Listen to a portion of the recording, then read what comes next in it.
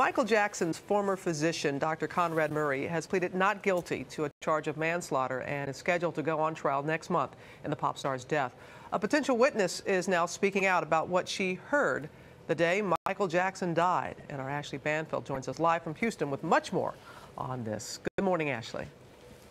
Hi there, Robin. You know, prosecutors say that Dr. Conrad Murray was on the phone with a Houston waitress he called his girlfriend the very moment that he discovered Michael Jackson was dying. Now, that waitress, Sade Anding, says she wasn't his girlfriend, but she is talking about the relationship, the man, and the fateful call that was made the day Michael died. I thought he was very nice. He was very friendly. He's a good person. Sade Anding met Dr. Conrad Murray while working at a Houston steakhouse. The first thing he said was, "You were too beautiful to be waiting on people at a place like this." He left cash tips for her in the hundreds and other gifts, too. The cell phone, spa, dress, and cash.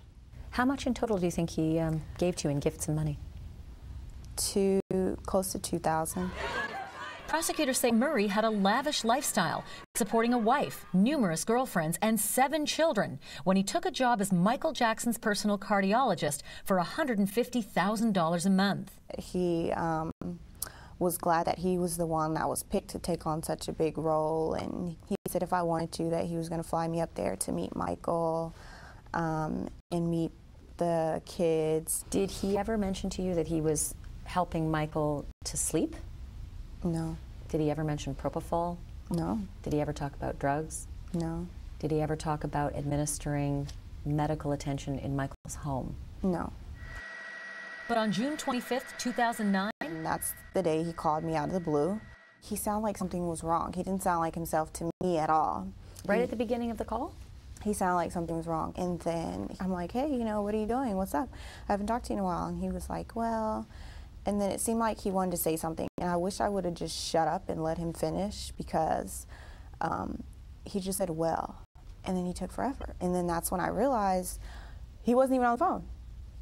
I'm like, hello, hello. But it sounded like maybe it was in his pocket or something, because it was more like, and I heard like coughing, like, and like mumbling of voices. He never got back on the phone. And then I hung up, and I kept calling him, I kept texting him, and then I never heard from him. And I felt like something was wrong. It wasn't long before the LAPD came looking for her. I knew that they were going to reach out to me after that phone call. Like, I knew as soon as I heard what happened, it clicked to me like, oh God, I'm in it. She says once police made contact, she called Dr. Murray. And the first thing he says was, what? Why? Why are they even getting you involved? It was then, she says, communication slowed down. I would always ask him stuff on the phone, but it was always, oh, our phones may be tapped, I don't want to talk about anything. He's nervous. Oh yeah, like nervous. Any question I ask him, please, let's stop talking about it. Our phones can be tapped.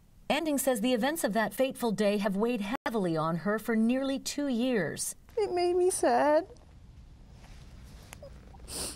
I felt like it was my fault, but I really felt like if he wouldn't have called me, maybe all that stuff that happened wouldn't have happened. But she's also angry, saying Conrad Murray lied to her. He told you he had 2 kids. He told me he only had 2 kids. He had 7. And he had 7. He told you he was divorced and he wasn't. So he was still married. So he's, wow. See, he told me he was divorced. So you don't even know now that he's still married? No. Is that a shock? Yes, that is a big shock. Wow.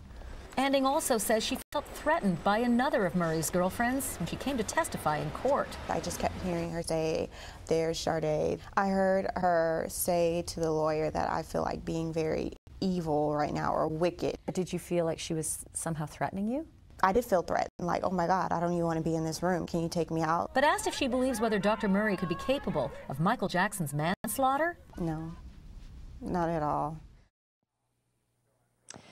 Now, Sade Anding says if called to testify in the upcoming trial, she will. It is scheduled to go ahead next month, but it's interesting, Robin.